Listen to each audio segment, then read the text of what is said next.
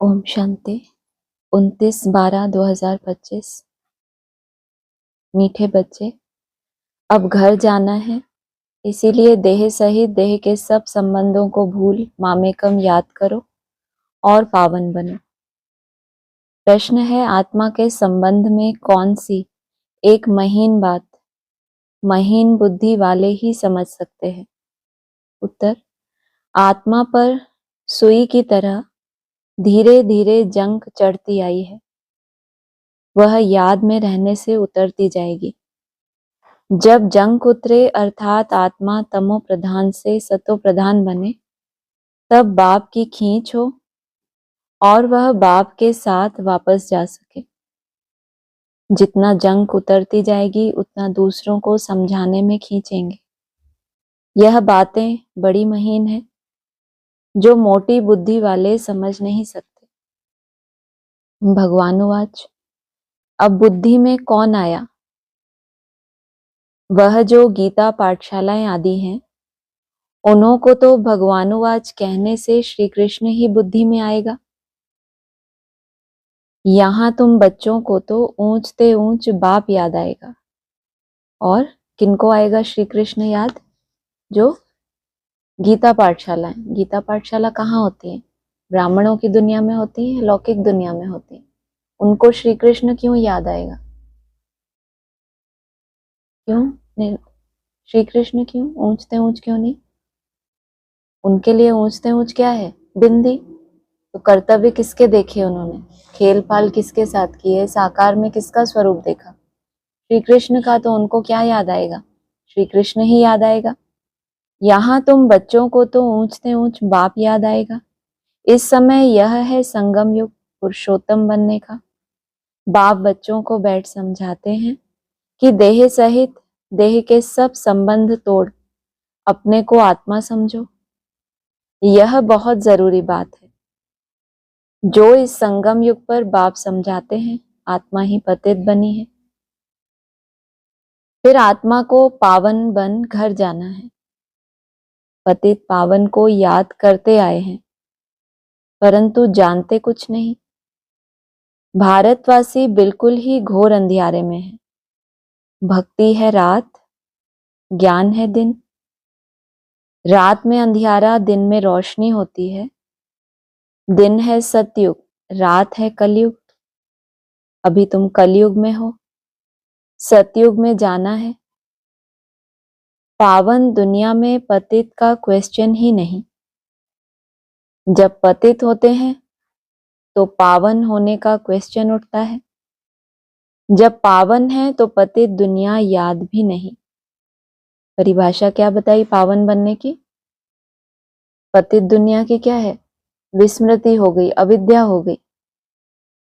जब तक पतित हैं तो क्वेश्चन उठता है कि कैसे पावन बने। प्योरिटी की जो परिभाषा हर एक की बुद्धि में अपनी अपनी बैठी हुई है, उस आधार से खुद को क्या सर्टिफिकेट देते हैं कि अभी पतित हैं तो पावन बनने के लिए बहुत से क्वेश्चन उठते हैं। ये सही है, नहीं है, ये कौन सी स्टेज है? और जब पावन है तो पतित दुनिया याद ही नहीं। अभी पतित दुनिया है तो पावन दुनिया याद पड़ती है। पतित दुनिया पिछाड़ी का भाग है, पावन दुनिया है पहला भाग। वहां कोई पतित हो न सके। जो पावन थे फिर पतित बने हैं। 84 जन्म भी उन्हों के समझाए जाते हैं। यह बड़ी गुह्य बातें समझने की है। आधा कल्प भक्ति की है, वह इतना जल्दी छूट न सके। मनुष्य बिल्कुल ही घोर अंधियारे में है। मुश्किल कोटों में कोई ही निकलते हैं, मुश्किल कोई की बुद्धि में बैठेगा। क्या बिठाना है बुद्धि में? पहला भाग क्या बताया? पावन दुनिया को क्या बताया? पहला भाग है एकदम ऊंची स्टेज, और पतित दुनिया एकदम पिछाड़ी का भाग। तो वहां जो पहला भाग है सतयुग आदि की स्टेज, वहां तो सब कोई पहुंच नहीं सकेंगे। त्रेता युग में भी हैं, द्वापर में है, तो कुछ ना कुछ क्या कहेंगे? पतितपना है। तो मुश्किल ही कोई की बुद्धि में बैठेगा। मुख्य बात तो बाप कहते हैं, देह के सब संबंध भूल मामेकम याद करो। आत्मा ही पतित बनी है, उनको पवित्र बनना है। यह समझाने भी बाप ही देते हैं, क्योंकि यह बाप प्रिंसिपल, सोनार, डॉक्टर, बैरिस्टर सब कुछ है। यह नाम वहां रहेंगे नहीं, वहां यह पढ़ाई भी नहीं रहेगी। यहां पढ़ते हैं कि नौकरी करने के लिए। आगे फीमेल इतना पढ़ती नहीं थी, यह सब बाद में सीखी हैं। पति मर जाए तो संभाल कौन करे, इसीलिए फीमेल भी सब सीखती रहती हैं। सतयुग में तो ऐसी बातें होती नहीं जो चिंतन करना पड़े। कोई कोई के लिए ईश्वरीय पढ़ाई भी क्या हो गई है, शरीर निर्वाह का एक साधन। क्यों सीखते हैं इतना ज्ञान अच्छा अच्छा सुनाना, ताकि क्या बहुतों की सेवा करे, तो उससे क्या होगा, सेंटर चलता रहेगा, वृद्धि को पाएगा, धन होगा, तो उससे क्या होगा, उनका निर्वाह होगा। तो कहा सतयुग में ऐसी बातें होती नहीं जो चिंतन करना पड़े। यहाँ मनुष्य धन आदि इकट्ठा करते हैं ऐसे समय के लिए, वहां तो ऐसे ख्यालात ही नहीं जो चिंता करनी पड़े। यहाँ क्या करते हैं, धन किस लिए इकट्ठा करते हैं, ब्राह्मणों को भी अनाउंस कर देते हैं कि अभी ये समय बहुत खराब है, तो क्या करो, इतना इतना स्टॉक जमा कर लो अपने भंडारे में, ये स्टोर कर लो, वो स्टोर कर लो। क्यों, क्योंकि आगे समय ऐसा खराब आने वाला है। वो किसको चिंता रहती है, मनुष्यों को वो चिंता रहती है। सतयुग में ऐसी चिंता होती है। कैसी मन बुद्धि रूपी आत्मा को कैसा बना लेते हैं कि प्रकृति का कोई भी तत्व आपको हानि ही ना पहुंचा सके। सतयुग में तो ऐसी बातें होती नहीं, वहां तो ऐसे ख्यालात ही नहीं जो चिंता करनी पड़े। बाप तुम बच्चों को कितना धनवान बना देते हैं, स्वर्ग में बहुत खजाना रहता है, हीरे जवाहरातों की खानियां सब भरपूर हो जाती हैं। यहाँ बंजर जमीन हो जाती है तो वह ताकत नहीं होती। वहां के फूलों और यहाँ के फूलों आदि में रात दिन का फर्क है। यहाँ तो सब चीजों से ताकत ही निकल गई है। भल कितना भी अमेरिका आदि से बीज ले आते हैं, परंतु ताकत निकलती जाती है। क्या लेकर आए अमेरिका से, बीज। ये जो रिसर्च है किस टॉपिक पे हो रही है, बीज रूप अवस्था के ऊपर। तो क्या बोला, विदेश से आवाज निकलता है तब कौन रिसीव करता है, भारतवासी तब रिसीव करते हैं जब आवाज कहाँ से निकले, विदेश से निकले। तो भले बीज रूप स्टेज का जो जलवा होगा वो किसकी बुद्धि में ज्यादा बैठेगा, विदेशी। वहां से जब होगा नाम वाला, तो फिर भारतवासी कुंभकर्ण वो क्या होंगे, जागेंगे। लेकिन बीज वहां से ले आए, लेकिन ताकत यहाँ की धरनी की कैसी है, ताकत निकलती जाती है। धरनी ही ऐसी है जिसमें जास्ती मेहनत करनी पड़ती है। भारतवासियों का मौत कैसा बताया, बहुत कड़ा, तो उसके पीछे मेहनत जास्ती करनी पड़ती है। उनको ये चेयर दे दीजिए, बैठना होता। भल कितना भी अमेरिका आदि से बीज ले आते हैं, परंतु ताकत निकलती जाती है। धरनी ही ऐसी है जिसमें जास्ती मेहनत करनी पड़ती है। वहां तो हर चीज सतो प्रधान होती है, प्रकृति भी सतो प्रधान, तो सब कुछ सतो प्रधान। यहाँ तो सब चीजें तमो प्रधान है, कोई चीज में ताकत नहीं रही है। यह फर्क भी तुम समझते हो। जब सतो प्रधान चीजें देखते हो, वह तो ध्यान में ही देखते हो।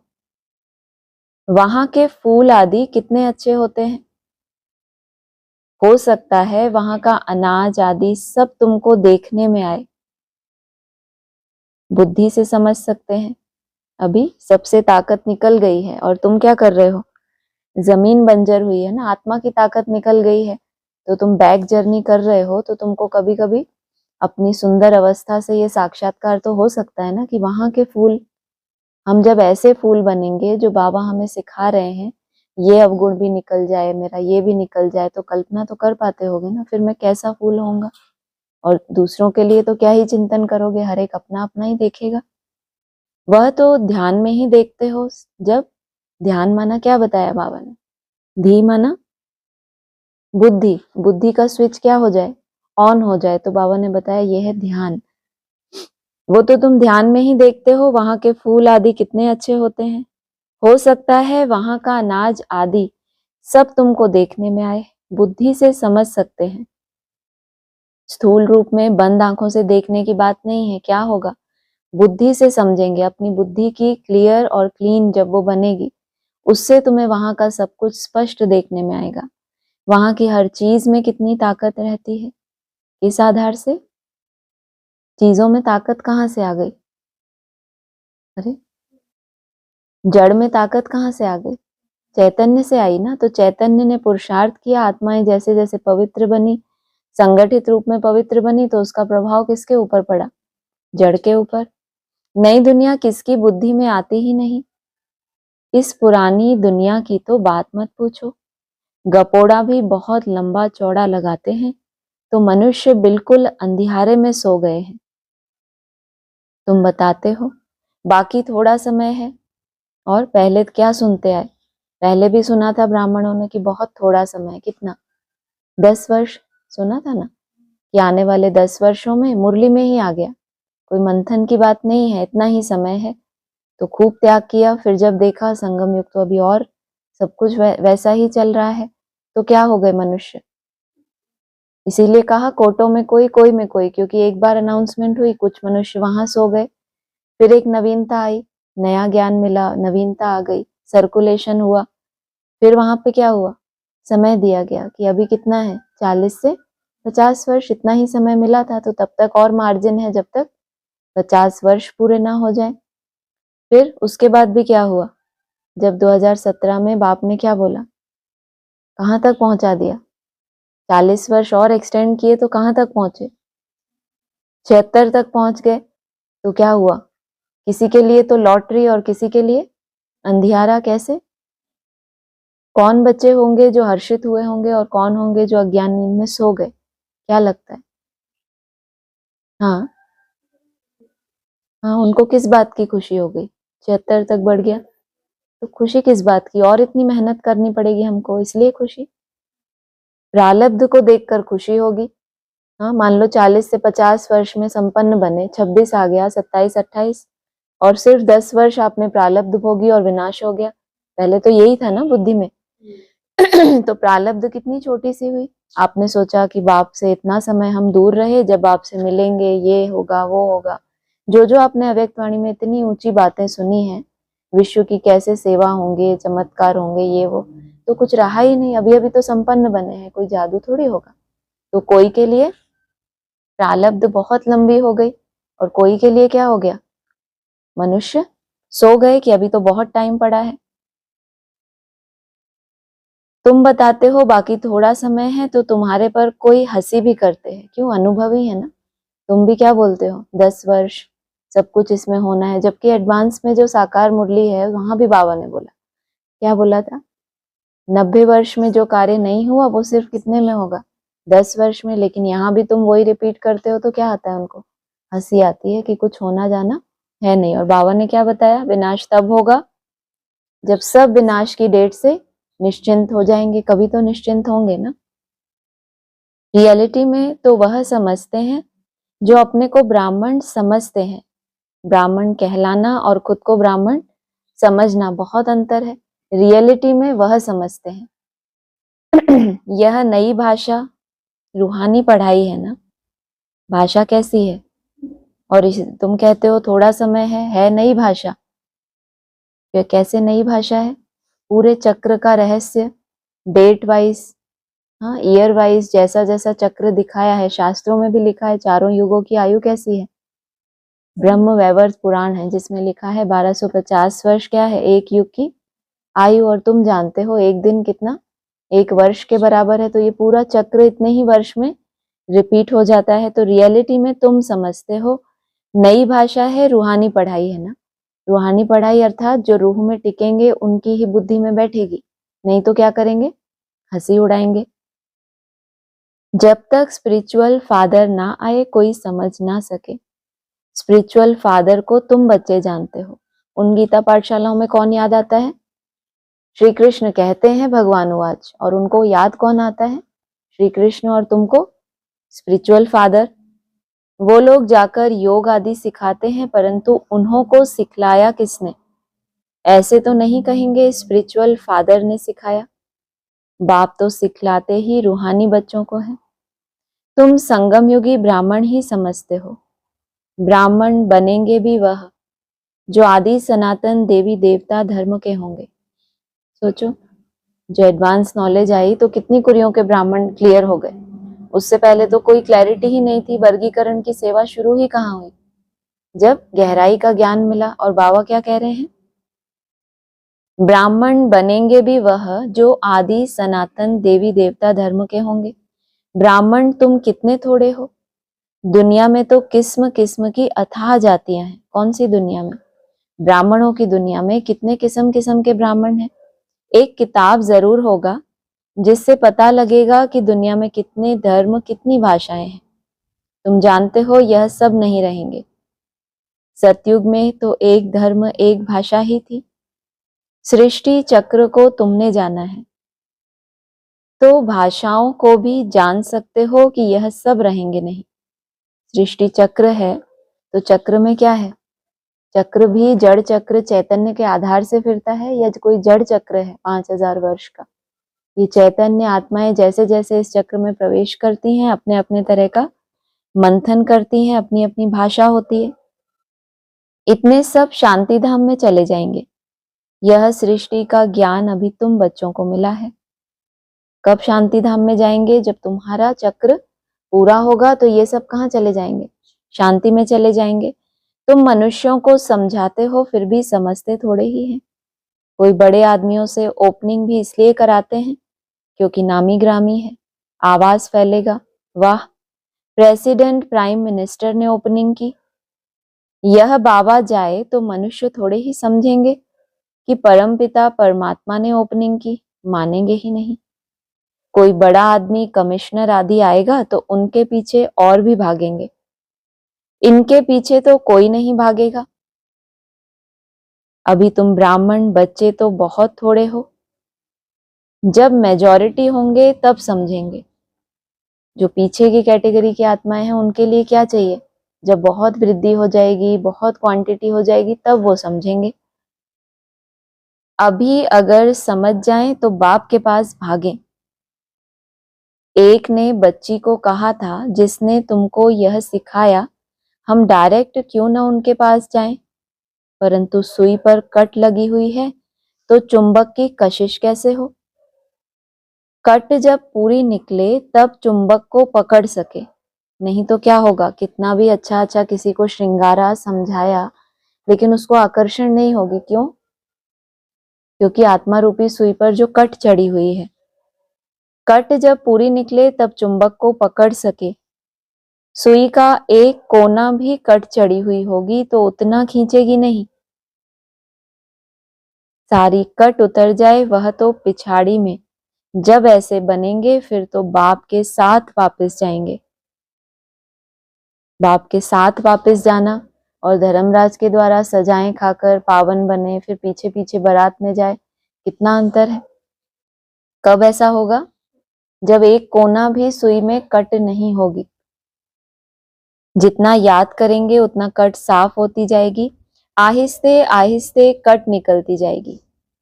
कट चढ़ी भी आहिस्ते आहिस्ते है ना, तो कैसी अवस्था चाहिए? बहुत धैर्यवत अवस्था चाहिए कि कट चढ़ी भी आहिस्ते है तो उतरेगी भी आहिस्ते। अगर सबकी ही आहिस्ते आहिस्ते उतरनी है तो नंबर बार क्यों हो जाते हैं? फिर जब धीरे धीरे कट चढ़ी है, जैसा पुरुषार्थ हम कर रहे हैं वैसा करते रहे तो धीरे धीरे उतर भी जाएगी।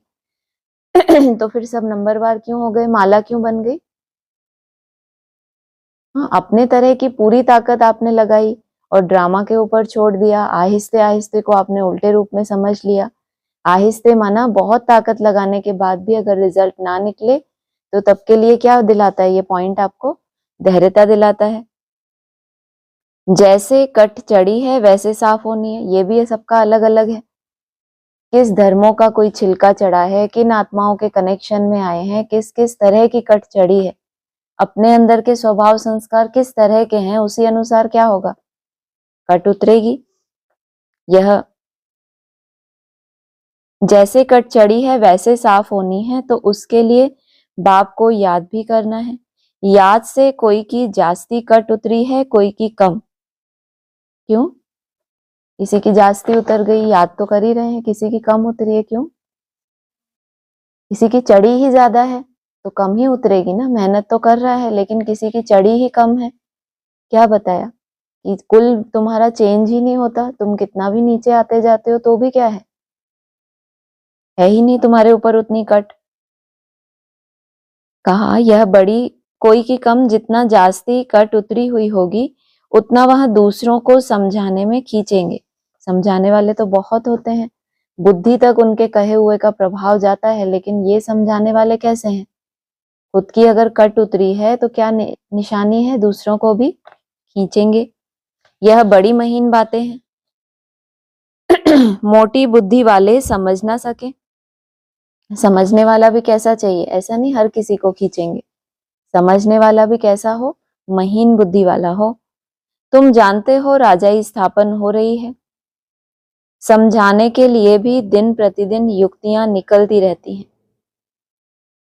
आगे थोड़े ही पता था कि प्रदर्शनियां, म्यूजियम आदि बनाएंगे, अभी क्या युक्ति निकली? किसको समझाओ? क्या डायरेक्शन मिलता है क्लासेस में? समझाना भी किसको है? पहले क्या डायरेक्शन दो उनको कि पहले ऐसा ऐसा पुरुषार्थ करो, ऐसे ऐसे अमृत वेला करो, तब कुछ ना कुछ क्या हो, बर्तन शुद्ध हो तो समझाने उसमें बैठे, तो समझाने की युक्ति हुई ना। सबके पीछे क्यों टाइम वेस्ट करे? प्रदर्शनी, म्यूजियम आदि बनाएंगे, आगे थोड़े ही पता था, आगे चल हो सकता है और कुछ निकले। अभी टाइम तो पड़ा है, स्थापना होनी है। हार्ट फेल भी नहीं होना, कर्मेंद्रियों को वश नहीं कर सकते हैं तो गिर पड़ते हैं। विकार में गए तो फिर सुई पर बहुत कट लग जाएगी, विकार से जास्ती कट चढ़ती जाती है। सतयुग त्रेता में बिल्कुल थोड़ी, फिर आधा कल्प में जल्दी जल्दी कट चढ़ती है, नीचे गिर पड़ते हैं। इसीलिए निर्विकारी और विकारी गाया जाता है। तो जब कट उतारते उतारते उल्टी सीढ़ी भी चढ़ेंगे तो क्या होगा? उठो, क्या होगा? जब सतयुग त्रेता की सीढ़ियों तक पहुंचेंगे तो वहां बहुत थोड़ी कट चढ़ी है, तो बहुत थोड़ी सी मेहनत में ही क्या होगा? बहुत अच्छी एकाग्रता मिलेगी, और उससे पहले आहिस्ते आहिस्ते जैसे जैसे चढ़ी है वैसे वैसे उतरती जाएगी।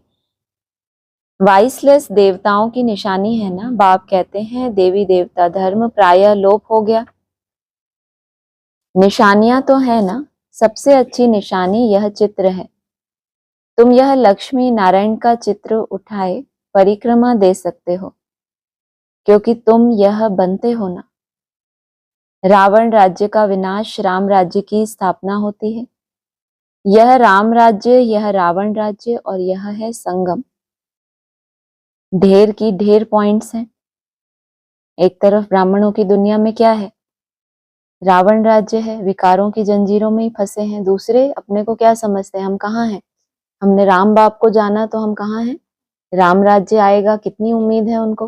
राम मंदिर बना तो सबसे ज्यादा नशा किसको चढ़ा? एडवांस पार्टी को, कि जो 5 वर्ष का स्वरूप दिखाया है वो कौन है? हमारा बाप है, ऐसे ऐसे प्रत्यक्ष होने वाला है। तुम कहाँ हो दोनों के बीच में? ढेर की ढेर पॉइंट्स हैं। डॉक्टर लोगों की बुद्धि में कितनी दवाइयां याद रहती हैं, बैरिस्टर की बुद्धि में भी अनेक प्रकार की पॉइंट्स हैं। ढेर टॉपिक्स का तो बहुत अच्छा किताब बन सकता है, फिर जब भाषण पर जाओ तो पॉइंट्स नजर से निकालो, श्रूड बुद्धि वाले झट देख लेंगे। पहले तो लिखना चाहिए, हम ऐसे ऐसे समझाएंगे। भाषण करने के बाद भी याद आता है ना, ऐसे समझाते तो अच्छा था। यह पॉइंट्स औरों को समझाने से बुद्धि में बैठेगी। टॉपिक्स की लिस्ट बनी हुई हो, फिर एक टॉपिक उठाए, अंदर में भाषण करना चाहिए या लिखना चाहिए, फिर देखना चाहिए सब पॉइंट्स लिखी हैं। जितना माथा मारेंगे उतना अच्छा है। बाप तो समझते हैं ना यह अच्छा सर्जन है, इनकी बुद्धि में बहुत पॉइंट्स हैं।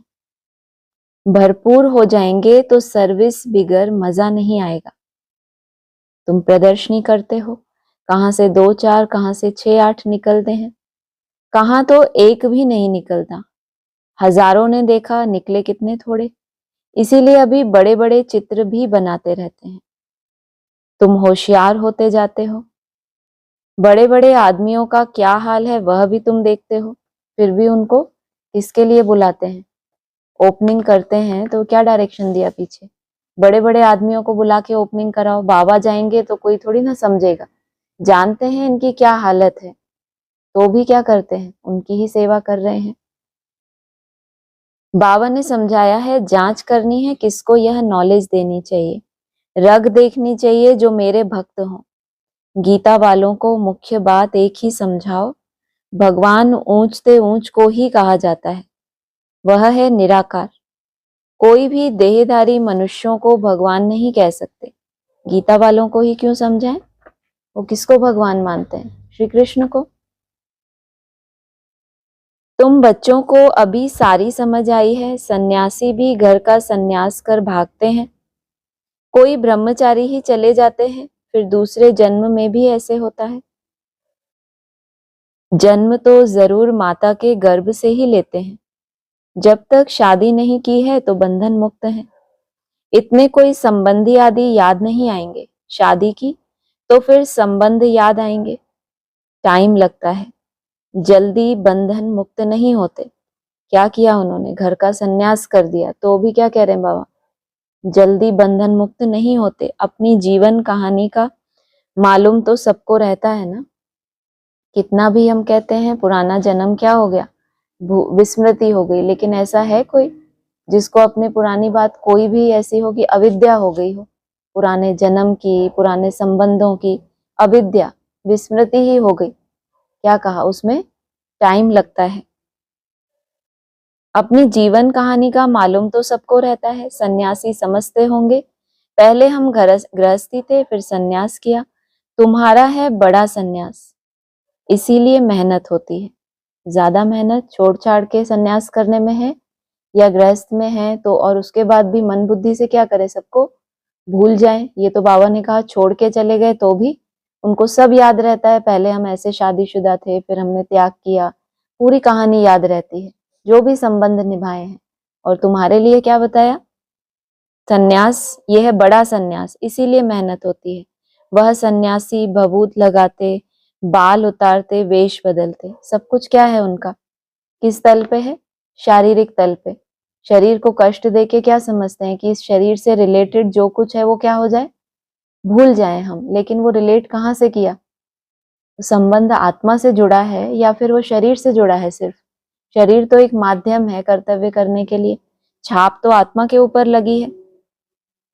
तुम्हें तो ऐसा करने की दरकार नहीं, यहाँ तो ड्रेस बदलने की भी बात नहीं, तुम सफेद साड़ी नहीं पहनो तो भी हर्जा नहीं, क्या बनो, हाँ सफेद किस बात का यादगार है, प्योरिटी का यादगार है, वैसे बनो स्वरूप। यह तो बुद्धि का ज्ञान है, हम आत्मा हैं, बाप को याद करना है, इससे ही कट निकलेगी और हम सतो प्रधान बन जाएंगे, वापिस तो सबको जाना है। कोई योग बल से पावन बनकर जाएंगे, कोई सजा खाकर जाएंगे। तुम बच्चों को जंग उतारने की ही मेहनत करनी पड़ती है, क्यों, क्योंकि बाबा ने बोला है कोई योग बल से पावन बनेंगे तो कोई होने चाहिए ना, इसीलिए तुम अगर हो वो तो तुम क्या करोगे, कट उतारने की तुमको बहुत मेहनत करनी पड़ती है। इसीलिए इनको योग अग्नि भी कहते हैं, अग्नि से पाप भस्म होते हैं, तुम पवित्र हो जाएंगे।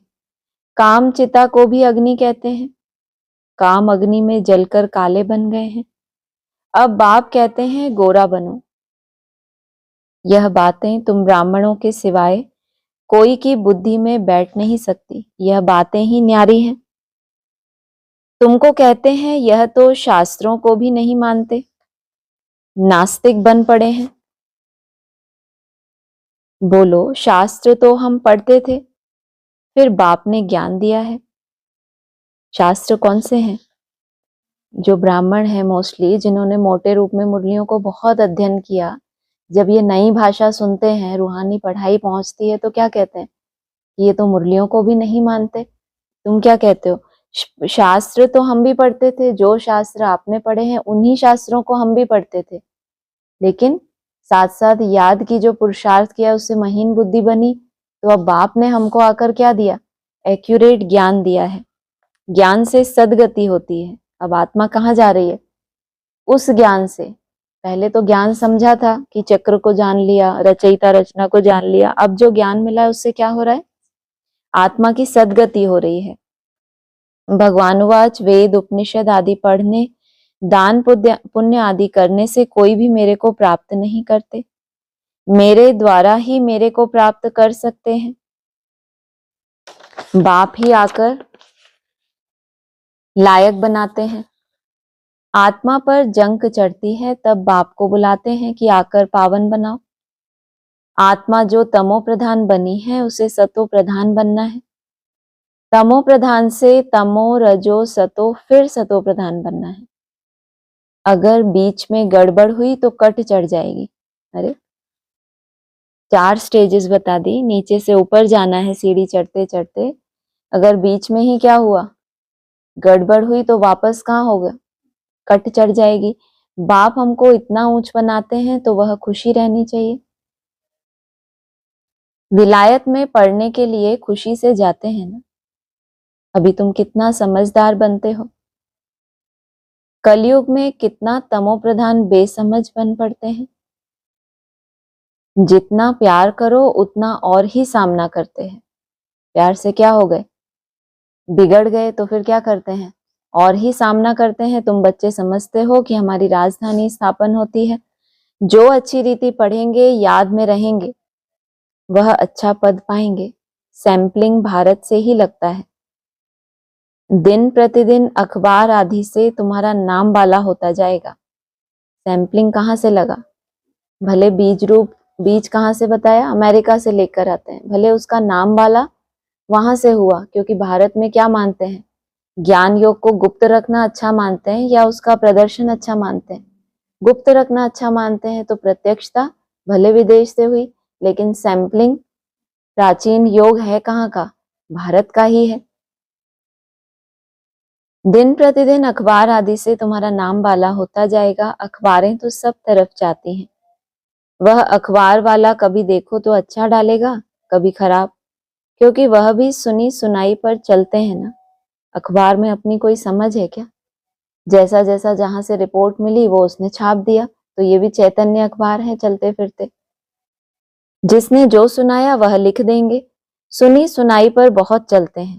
चैतन्य अखबारों की निशानी क्या बताई? सुनी सुनाई पर बहुत चलते हैं, उसको परमत कहा जाता है। परमत आसुरी मत हो गई, बाप की है श्रीमत। कोई ने उल्टी बात बताई तो बस आना ही छोड़ देते हैं। फिर क्या करेंगे? चारों तरफ अखबार में क्या लिखेंगे?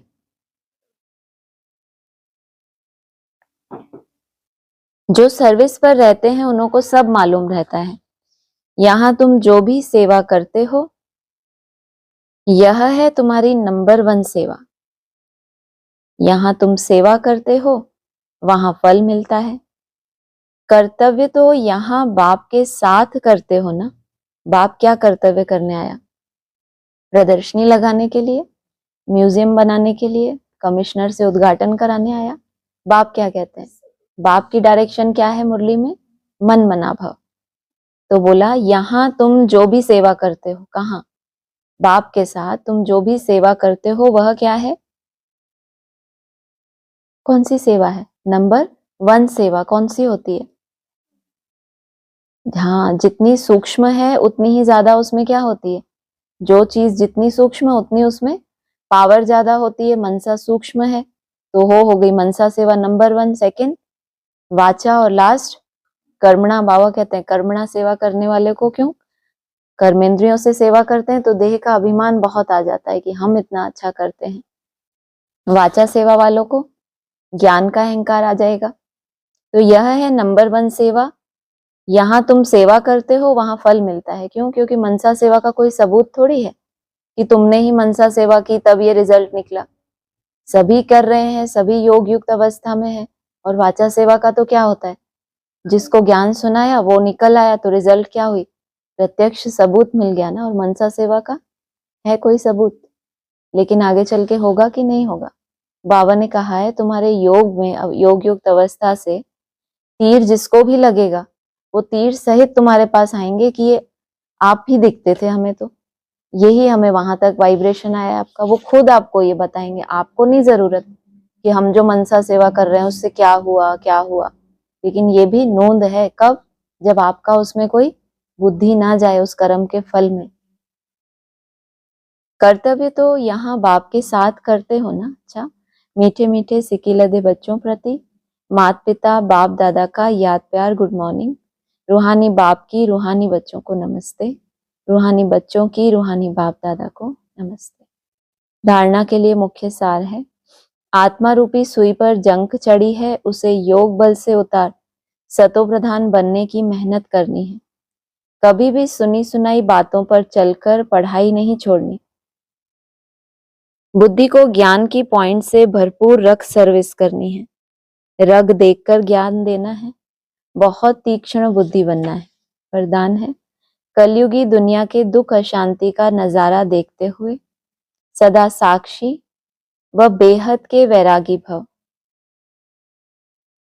कोई कोई के लिए वैराग का आधार क्या होगा, कलयुगी दुनिया के दुख अशांति के नजारे। तो आपके पास है कोई दुख अशांति के नजारे, लेकिन फिर भी क्या है, बेहद के वैरागी बन रहे हो। किस आधार से, इस देह से ही जब डिटैच हो जाए हम, तो उसमें जो आनंद है वो यहाँ के देह के सुखों में कभी हमें मिला ही नहीं था। थोड़ा समय सुख मिला, फिर विनाश। तो विनाशी देह के आधार से हम खींच रहे थे सुखों को, तो सुख भी कैसा था, इतना अल्पकाल का सुख था। अब जब हम इससे डिटैच होके जो अनुभूति कर रहे हैं वो तो सदा काल की है। तो तुम कैसे वैरागी बन रहे हो, बेहद के वैरागी। इस कलयुगी दुनिया में कुछ भी होता है, लेकिन आपकी सदा चढ़ती कला है। दुनिया के लिए हाहाकार और आपके लिए जय जयकार। आप किसी भी परिस्थिति से घबराते नहीं, क्योंकि आप पहले से ही तैयार हो। तैयारी लंबे समय की होगी, तब रिजल्ट क्या आएगी। कैसी भी परिस्थिति आ जाए आप घबराएंगे नहीं। साक्षी होकर हर प्रकार का खेल देख रहे हो, कोई रोता है चिल्लाता है, साक्षी होकर देखने में मजा आता है। बताओ, ऐसे निर्दयी बाबा के बच्चे, कोई क्या कर रहा है, रो रहा है आपके सामने, चिल्ला रहा है, और आप क्या कर रहे हो, साक्षी होके देख रहे हो। पानी भी नहीं दे रहे, चुप भी नहीं करा रहे, कुछ भी नहीं, साक्षी होके देख रहे हो। आत्मा कैसी है आपकी, अगर ऊपर से कर्तव्य किया भी, अंदर से क्या हो, प्रभावित हो क्या उससे। कोई रोता है चिल्लाता है, साक्षी होकर देखने में मजा आता है। जो कलयुगी दुनिया के दुख अशांति का नजारा साक्षी होकर देखते हैं, वह सहज ही बेहद के वैरागी बन जाते हैं। स्लोगन है, कैसी भी धरनी तैयार करनी है तो वाणी के साथ वृत्ति से सेवा करो। क्यों बार बार अटेंशन दिलाते थे, कर्म करो तो भी योग युक्त, वाचा से सेवा करो तो भी वृत्ति को अटेंशन में रखो, ताकि आपको अपने किए हुए का अहंकार ना आ जाए। कौन सा भाव छूट जाता है, दो बातें बताई थी, कल भी बताई थी। निमित्त और निर्माण भाव अव्यक्त इशारे हैं। जैसे कोई मशीनरी को सेट किया जाता है, तो एक बार सेट करने से फिर ऑटोमेटिकली चलती रहती है। इसी रीति से अपनी संपूर्ण स्टेज या बाप के समान स्टेज, कर्मातीत स्थिति की स्टेज की सेट को ऐसा सेट कर दो। दुनिया में ऐसे देखें मशीनरी, एक बार उनको ऑन कर देते हैं तो क्या करते हैं, जब तक आप रोको ना तो क्या करती है, चलती रहती है ना। तो आप अपनी क्या करो, आपका सेट कौन सा है, बाबा ने क्या बताया, वाइसलेस कैसा है आपका सेट होगा तो क्या करेंगे, कैच कर सकेंगे। तो अपनी स्थिति की स्टेज के सेट को ऐसा सेट कर दो जो फिर संकल्प शब्द या कर्म उसी सेटिंग के प्रमाण ऑटोमेटिक चलते रहें। कितनी सूक्ष्मता चाहिए इसमें। एक बार अपनी स्थिति को ऐसा सेट किया कि ये माया आएगी तो इससे ऐसे निपटना है, ये होगा तो ऐसे करना है, इतने अच्छे से सेटिंग हो जाए कि जैसे ही वो आपको सोचना ना पड़े, सिर्फ आपको स्विच दबाना है कि इस माया से ऐसे ऐसे निपटना है, इतनी अच्छी सेटिंग हो जाए। और चार्ट में कोई भी एक निश्चित तरह की माया आती है या रोज नए नए रूप आते हैं, एक निश्चित जो रूटीन में बंध गए, जिनका बाहर से कोई लेना देना ही नहीं, उनके लिए तो अक्सर करके अपने तरह की ही स्वभाव संस्कारों की माया है। तो उसी सेटिंग के प्रमाण आपका सेट या आपका चार्ट का जो सेटिंग है वो ऑटोमेटिक चलती रहे। अच्छा, ओम शांति। किसी को ऑनलाइन कुछ बोलना है? एक मिनट देखें, नहीं अगर बोलेंगे तो अच्छा। हाँ जी, ओम शांति। ओम शांति। हाँ जी। ये 26 तारीख का एक पॉइंट है। हाँ भले शिव की पूजा भी करते हैं, हाँ परंतु ये जानते नहीं है कि पतित पावन कौन है। दुख में याद तो करते हैं, हे भगवान, हे राम। राम भी निराकार को ही कहते हैं, निराकार को ही पूंज भगवान कहते हैं।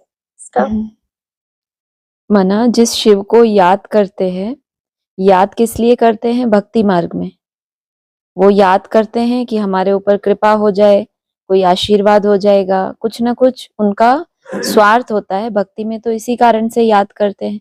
लेकिन ये नहीं जानते कि वो आकर पतितों को पावन बनाता भी नहीं, रास्ता बताता है।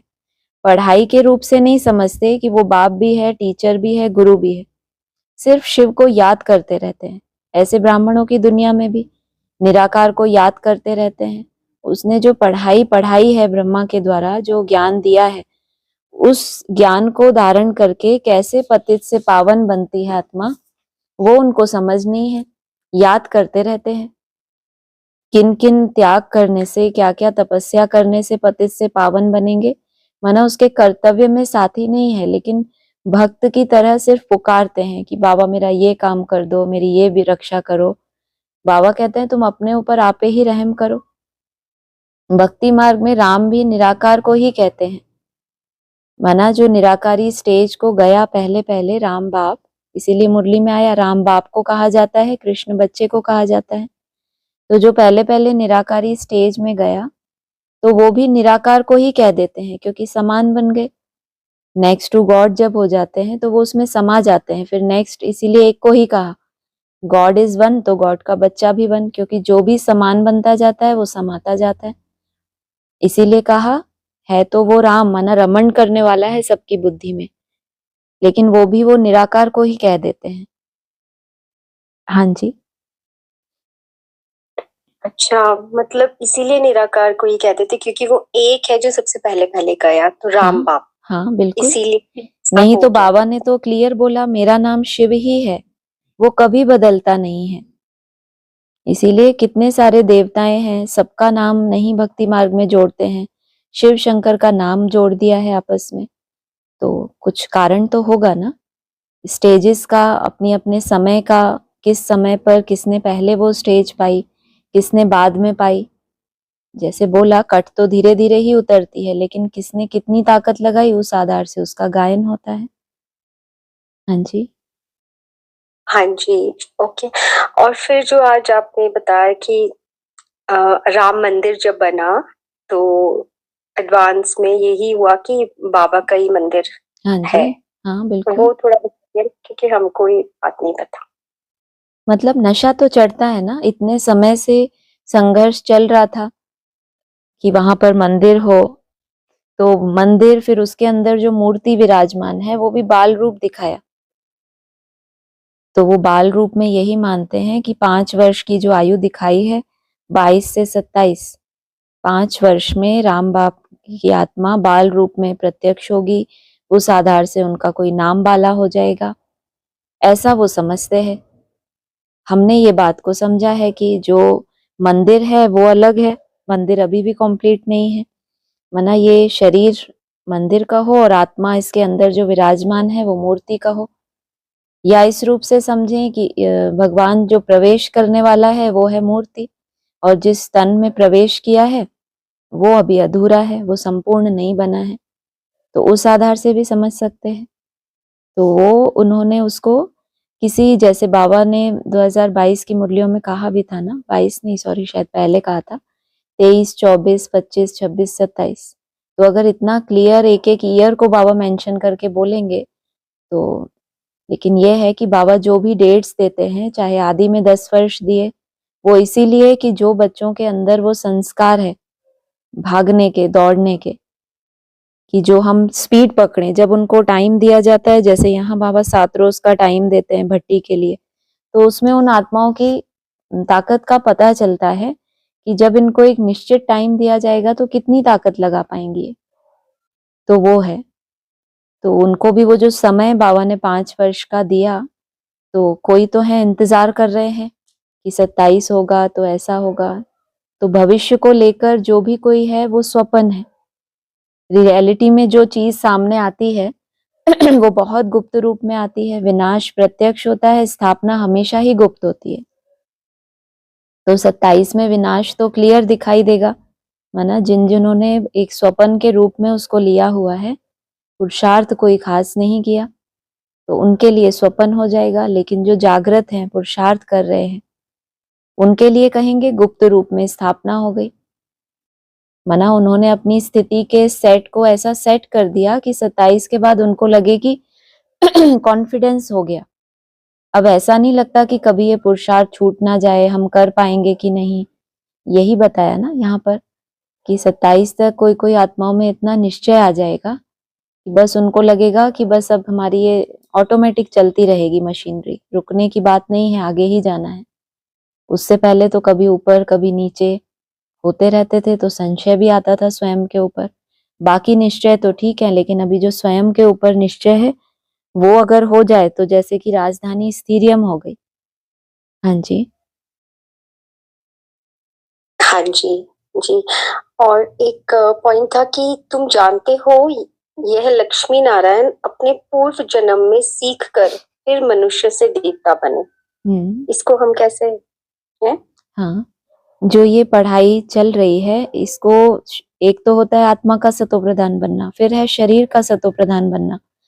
तो जिस जन्म में इन्होंने शरीर सहित सिद्धि प्राप्त कर ली या शरीर को भी पावन बना लिया, तब कहेंगे कि इन्होंने अपने पूर्व जन्म में इसी पढ़ाई को पढ़कर देवता बने थे। आदि में भी माला बनी थी।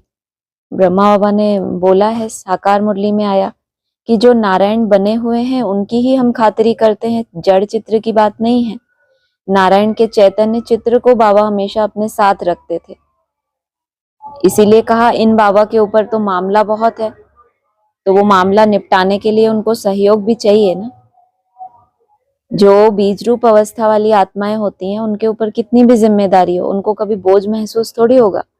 लेकिन बाबा कहते थे मेरे ऊपर मामला बहुत है, तो जरूर उसके निपटारे के लिए भी उनको सहयोग तो चाहिए ना। तो इन्होंने पिछले जन्म में भी अपनी जो बाबा ने समय दिया, मुरली में आया कि सबको चांस दिया था आदि में कि जो पद पाना चाहो वो तुम ले सकते हो, तो वो उन्होंने तभी नोंद कर ली। इसलिए गीत आता है, तकदीर जगा कर आई हूँ मैं आत्मा, अपनी तकदीर जगा कर आई हूँ। माना आदि में जब तकदीर बोला था कि तुम अपनी तकदीर आजमाओ, रेस करवाई, तब इतना सुंदर पुरुषार्थ मैंने किया, शरीर भल छूटा, लेकिन वो जो आत्मा में नोंद हो गई सतो प्रधानता की, वो अगले जन्म में उनको फिर से उसी स्टेज में लेकर आती है। लेकिन वो फाइनल स्टेज होती है, उससे पहले मन बुद्धि की स्टेज होती है। हाँ जी। अच्छा। लेकिन जैसे बाबा कहते हैं ना, लक्ष्मी नारायण ये मनुष्य से देवता बने, लेकिन अभी तो जो हम समझ रहे हैं वो जो लक्ष्मी नारायण वाली आत्माएं भी हैं, वो भी उसके आगे कलातीत वाली स्टेज में जाएंगी। हाँ, तो देवताएं तो रचयिता हो गए ना। निराकार शिव के आगे, अव्यक्त ज्योतिर्लिंगम के आगे बाबा ने कहा कोई भी देवता, बाकी सब क्या है? देवता ही हैं। ब्रह्मा विष्णु शंकर भी क्या है? देवता ही हैं। ब्रह्मा को भी देवता कहते हैं, विष्णु को भी, शंकर को भी, लेकिन तीनों की स्टेजेस तो अलग अलग हैं। एक का नाम शिव के साथ जुड़ा हुआ है, एक को बीच में दिखाया, एक को और नीचे रखा हुआ है। तो देवता तो बने अपने तरह के, उनमें संस्कार हैं, जितनी तक मेहनत की उतनी ऊंची स्टेज के देवता बने। नहीं तो श्री कृष्ण को 16 कला दिखाया, द्वापर में भी है तो भी 16 कला है, तो उससे पहले तो और ऊंची स्टेज में ही होंगे।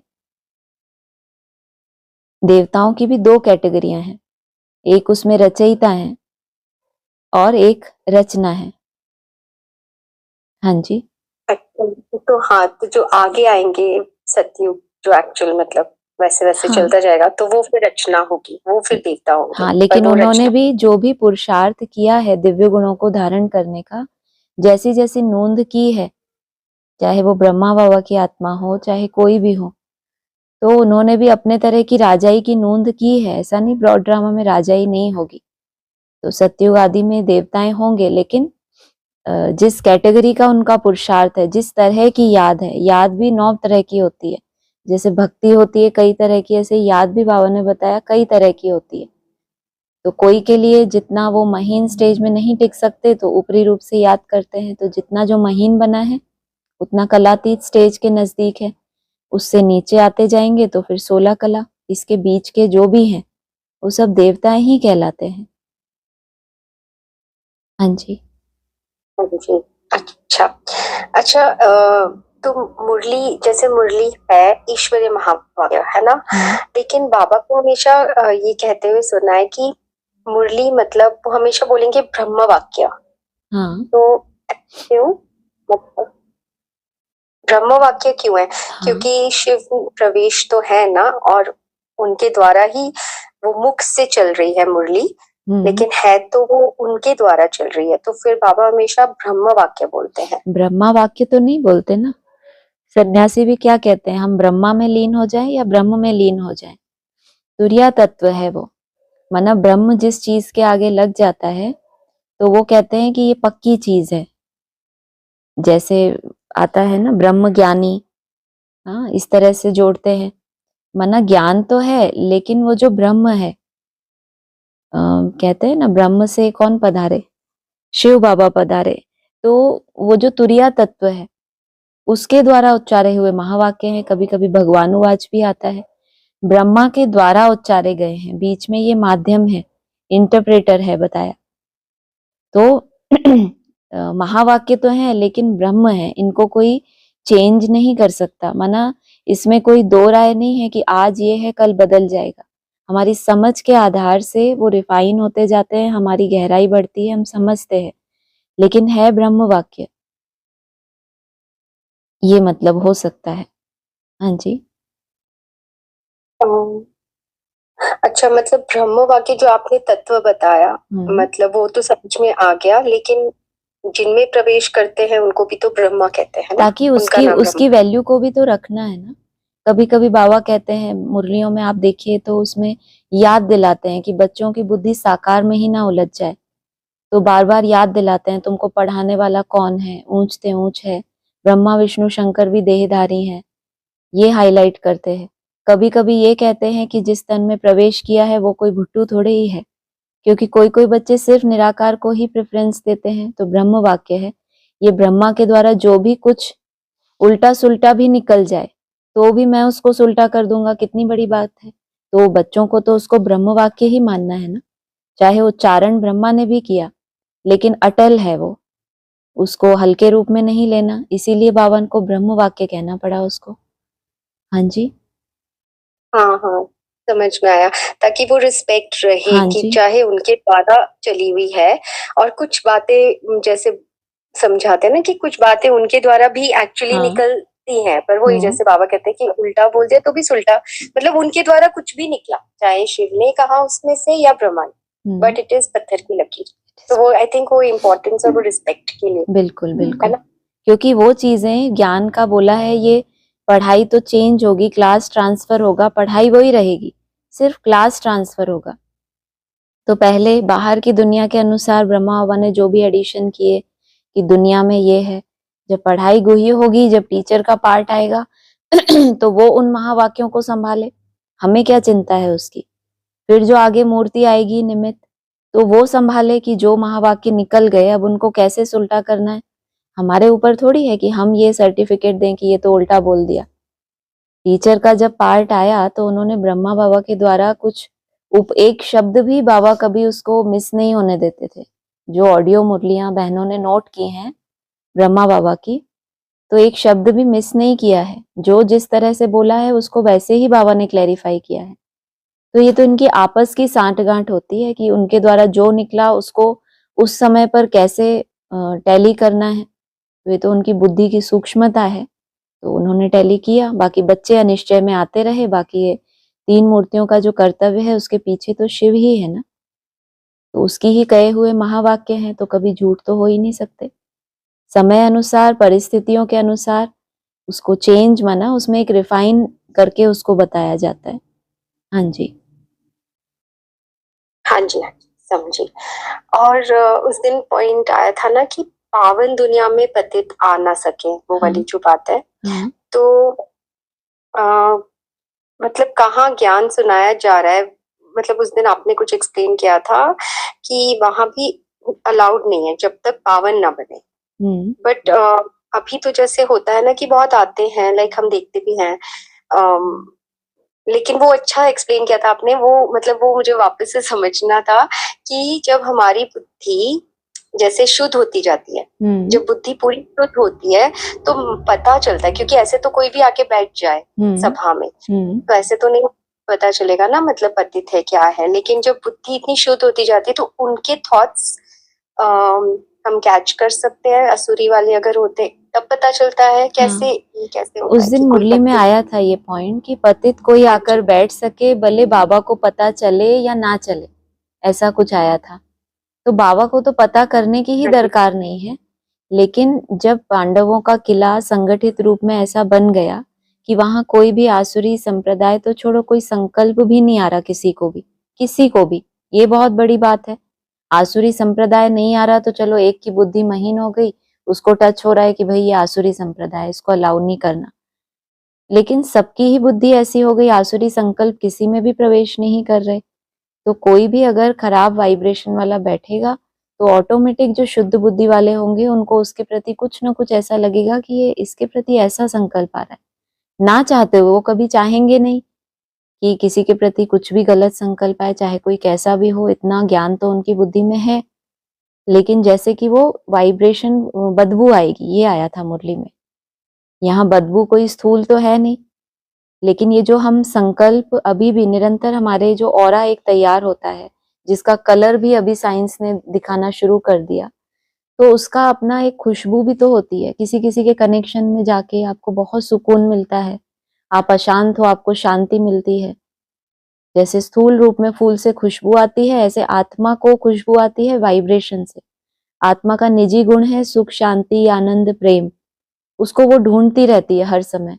तो अगर किसी आत्मा के कनेक्शन में आने से उसको शांति मिल रही है तो कहेंगे जैसे आत्मा को खुशबू आ रही है। अगर ऑपोजिट हो रहा है, वो खुद शांत है लेकिन कोई आकर बैठा और एकदम से वाइब्रेशन चेंज हुए तो उसको जैसे बदबू आ रही है, उस रूप से था। हाँ जी, हाँ जी, हाँ जी, हाँ जी। और एक एक वरदान था कि 3 सेवाओं के बैलेंस द्वारा सर्व गुणों की अनुभूति करने वाले गुण मूर्त भव। मतलब 3 सेवाएं जैसे संकल्प, बोल और कर्म और हर कर्म। हाँ जी, तीनों के बैलेंस द्वारा। आगे क्या बोला? तीनों के बैलेंस द्वारा सर्व गुणों की अनुभूति करने वाले गुण मूर्त भव। बिल्कुल, क्योंकि गुणों की पहचान ही हमें तब होती है जब हम फील्ड में होते हैं। एकांत में बैठे आप तपस्या कर रहे हैं तो गुण अवगुण कुछ पता ही नहीं चलेगा। लेकिन ये जो 3 सेवाएं हैं, संकल्प, बोल और कर्म, जैसे आज भी बात हुई, कर्मेंद्रियों से सेवा करने वाले को बहुत कर्मणा सेवा कर रहे हैं तो बहुत देहभान भी आ जाता है कि हम इतनी सेवा करते हैं। वाचा सेवा वालों को ज्ञान का अहंकार आ जाएगा। और संकल्प से उसका कोई प्रूफ नहीं है, लेकिन अगर मन बहुत अच्छा एकाग्र होने लगा तो हो सकता है उनको उसका भी नशा चढ़े कि ये मेरी स्टेज बन गई, क्योंकि निमित्त और निर्माण भाव नहीं है। तो वहां बैलेंस बिगड़ जाता है। अहंकार तो तीनों ही सेवाओं में आने की संभावना है, लेकिन अगर बुद्धि में ये बात बैठी है कि मुझे अपनी चेकिंग करते करते चलना है, वरना चेकिंग को आप कभी भी नहीं छोड़ रहे, चाहे कर्मणा सेवा में हो, चाहे वाचा में, चाहे मनसा में, कोई भी आपके पास सेवा नहीं है। मनसा का आपको बहुत अच्छा टारगेट है कि ऐसे ऐसे इसको सेट करना है और आप सफलता भी पा रहे हो, लेकिन वहां भी अपनी चेकिंग में लगे हो कि कहीं अलबेला तो नहीं हो गया, कहीं इसमें अहंकार तो नहीं है। तो वो अगर चेकिंग माना बैलेंस। कर्मणा सेवा की रिजल्ट बहुत अच्छी निकल आई, सबने बहुत महिमा की, वाचा की रिजल्ट या मनसा की रिजल्ट, फल तो मिलेगा ही, अच्छे कर्म का फल ना मिले ऐसा नहीं हो सकता। लेकिन उस फल से भी जब प्रभावित हो जाते हैं तो आत्मा में अहंकार आता है, जो उसको बहुत ऊपर जाने के बाद भी नीचे गिरा देता है। तो चेकिंग करते चलना माना बैलेंस में चलते रहना। हाँ जी, तो उससे आपके अंदर जो भी अवगुण आने की संभावना है वो निकल जाती है, तो सर्व गुणों ही कहेंगे फिर। हाँ जी, हाँ जी।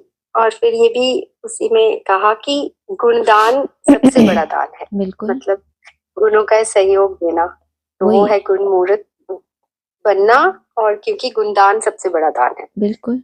और चाहिए भी किसको दान? दान वैसे लौकिक में भी हम किसको करते हैं? गरीब को दान किया जाता है या जिसके पास जिनके ऑलरेडी है? नहीं है, हाँ, जिसके जिनके पास पास नहीं है है। और आपको कनेक्शन में उनके आना पड़ रहा है, वो अपना अवगुण दिखा रहा है, लेकिन आपने गुण दान किया। मना कैसे? आपने अपने, मान लो सहनशीलता का गुण है, आपने उसको नहीं छोड़ा। उस आत्मा के भी दिल तक लगा कि ये आत्मा कितनी सहनशील है, तो आपने अपने गुण का दान किया।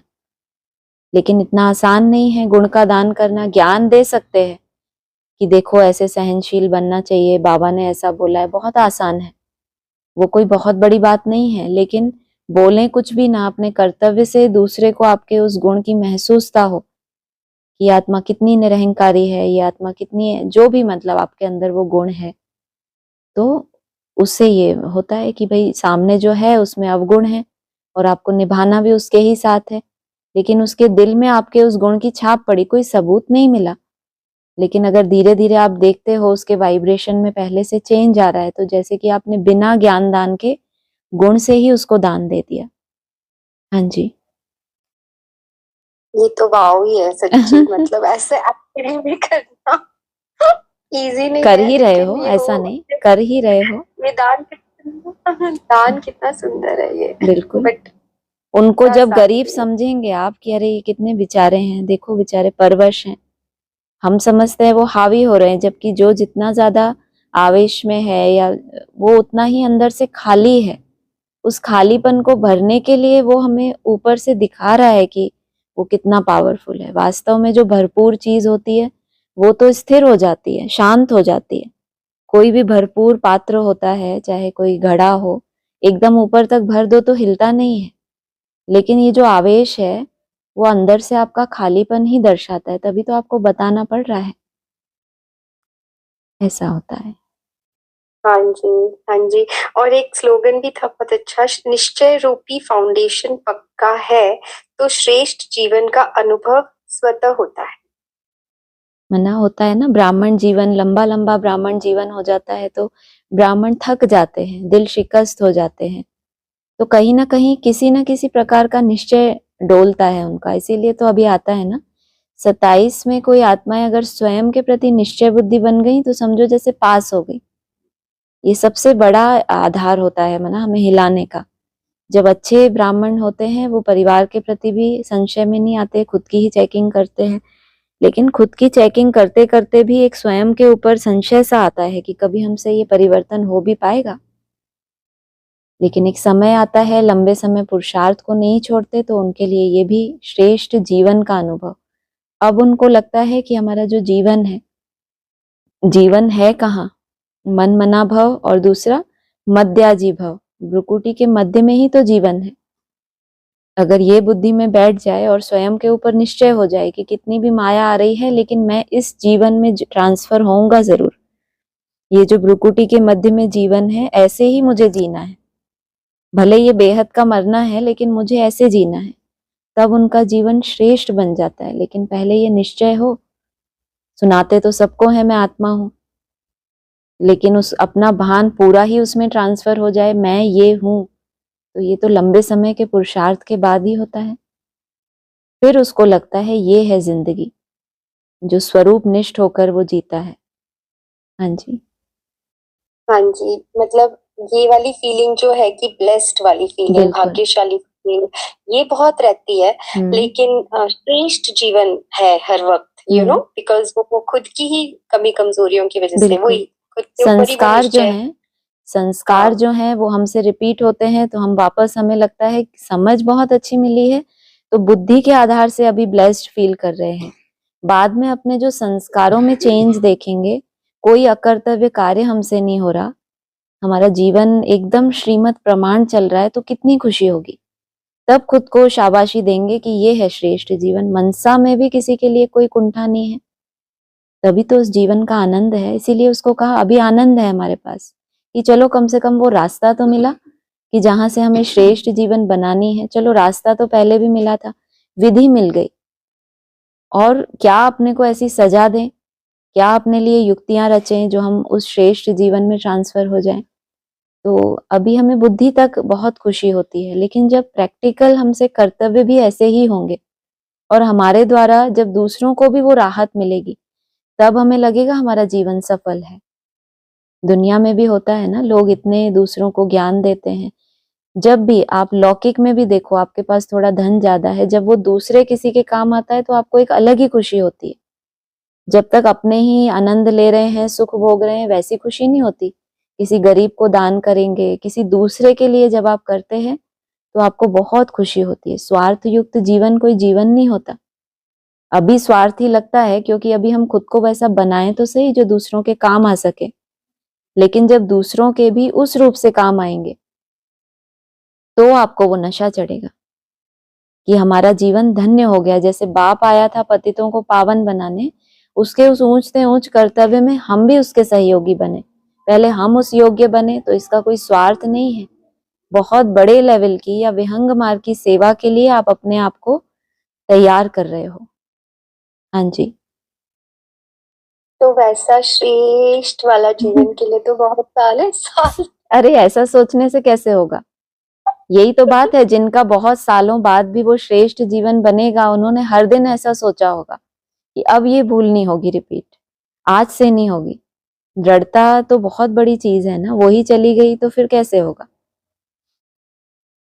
इसलिए हर दिन को जब उत्सव की तरह रखेंगे तब वो समय आएगा। इसीलिए बाबा बार बार कहते हैं कोई जादू नहीं होने वाला, कई सालों के बाद ऐसा क्या हो जाएगा। जैसे भाई साहब कहते हैं ना, कोई कोई 10 साल के बाद भी समझेंगे। तो अभी समझ की बात है। श्रेष्ठ जीवन और कनिष्ठ जीवन समझ की बात है कि आज भी अगर हम पूरी ताकत लगा के अपने कर्मों पे पूरा अटेंशन दे रहे हैं, वाचा पे पूरा अटेंशन दे रहे हैं, तो कहीं ना कहीं हम संतुष्ट होंगे अपने आप से कि हम बदले हैं पहले से। तो हमारा श्रेष्ठता की तरफ हर दिन कदम बढ़ेगा, तब सालों के बाद वो जीवन आएगा। नहीं तो फिर बाबा क्यों कहते हैं कोटों में कोई, कोई में भी कोई, बहुत थोड़े होंगे। ब्राह्मण ही आज तो मुरली में बोल दिया, ब्राह्मण बहुत थोड़े होंगे। यहाँ तो लाखों ब्राह्मण हैं, तो भी बाबा की परिभाषा देखो कैसी है। हाँ जी। हाँ जी, हाँ जी, नहीं बिल्कुल सही बात है। फील तो होता ही है, बढ़ रहे हैं आगे, ऐसी बिल्कुल। बात नहीं है, टाइम लगता है, लेकिन फिर वही वाली बात आ जाती कि हम नहीं बदलेंगे, हमसे नहीं होगा तो किससे होगा। फिर याद आज बाबा ने बोला भी तो, सुई पे धीरे धीरे कट चढ़ी है। संस्कार जो है एकदम से तो नहीं हमारा कुछ कड़ा हो गया, टाइम लगा है उसमें। आहिस्ते आहिस्ते उतरेगी, लेकिन आहिस्ते वही बात हुई ना, सबकी क्यों नहीं एक साथ उतर गई, टाइम क्यों लग गया? क्योंकि सबकी स्पीड अलग अलग थी, पुरुषार्थ अलग अलग था, निश्चय नहीं था वो सबको एक जैसा निश्चय स्वयं के ऊपर। तो स्वयं के ऊपर निश्चय आ जाना, ये भी एक बहुत ऊंची सीढ़ी पार कर ली। जैसे कि अब आपको यात्रा में कोई पीछे नहीं हटा सकता। हाँ जी। हाँ जी, हाँ जी, ठीक है। अभी ओके। मैंने देखा कि 2 हाथ उठे हैं, निर्मला हाँ जी। माता और हेमा माता। जी जी।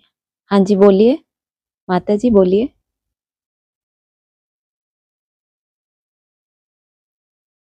निर्मला माता जी ने हाथ उठाया, आपको कुछ बोलना है?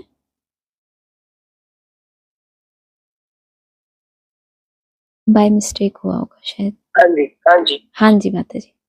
अभी बोला ना कि आप लक्ष्मी नारायण का चित्र उठाए, उसकी परिक्रमा लगा सकते हो क्योंकि तुम्हें लक्ष्मी नारायण बनना है। हाँ। तो इसका मीनिंग क्या हुआ, क्या कर सकते हैं?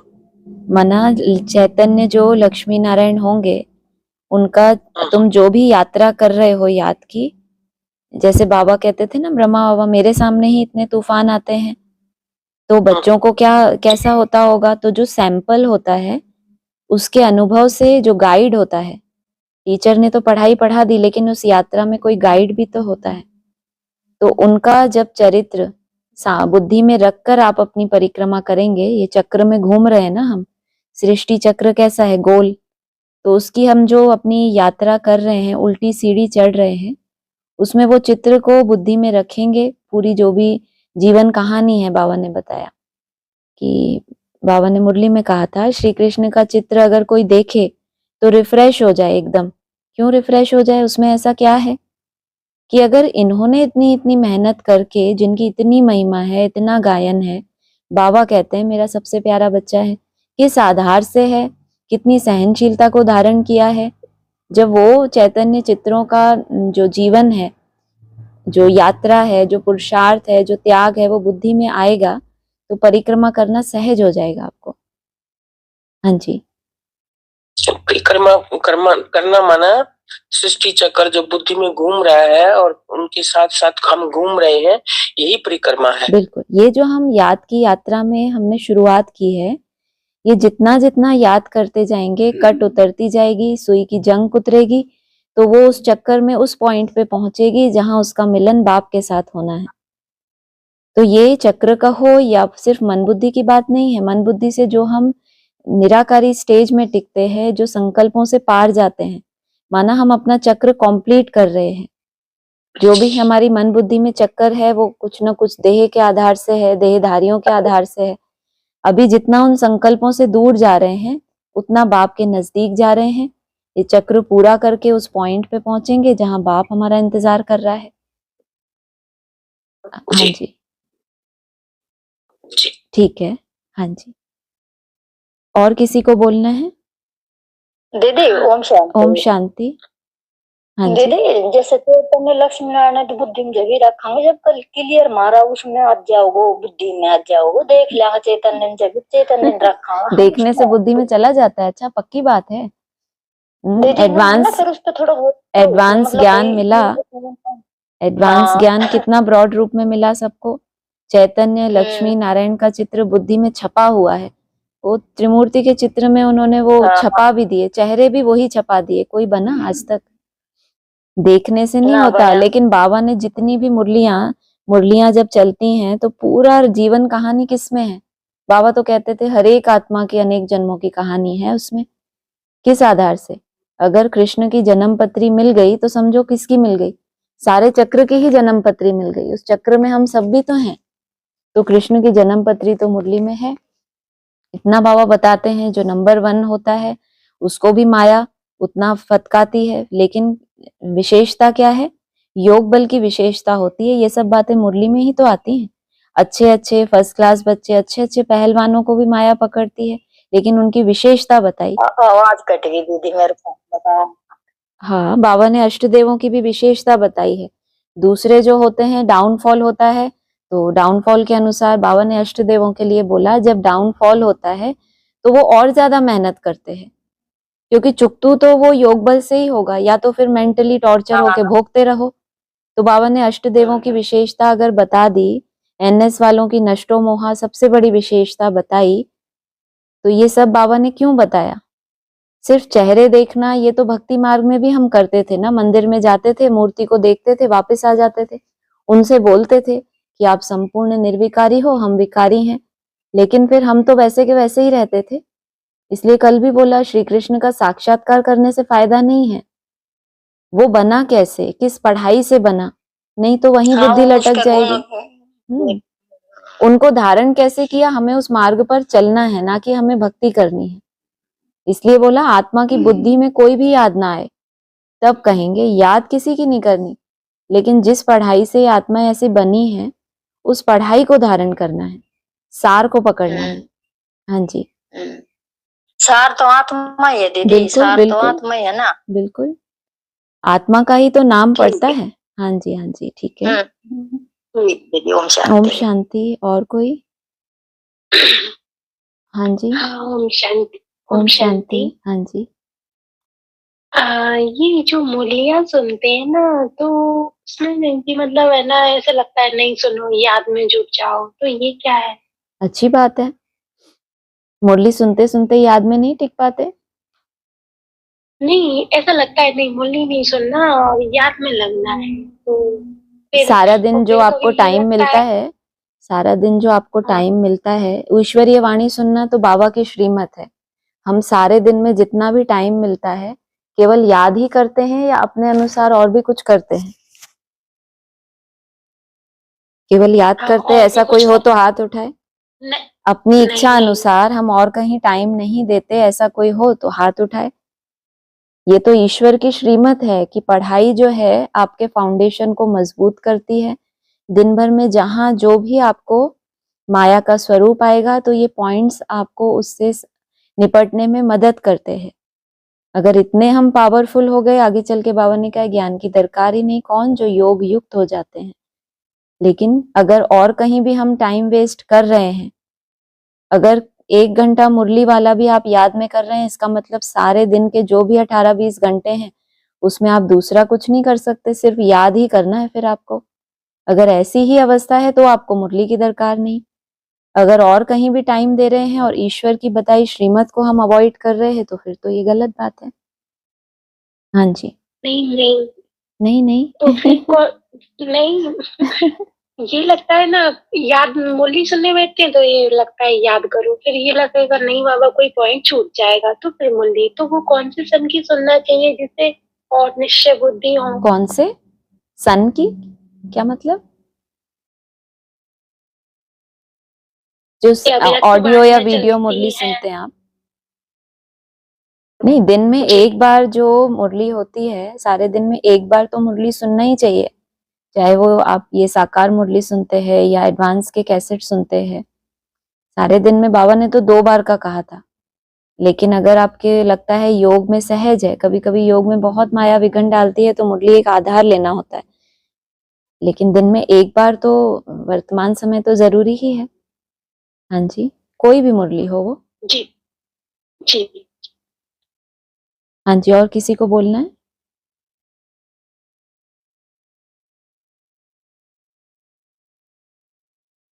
ठीक है, ओम शांति।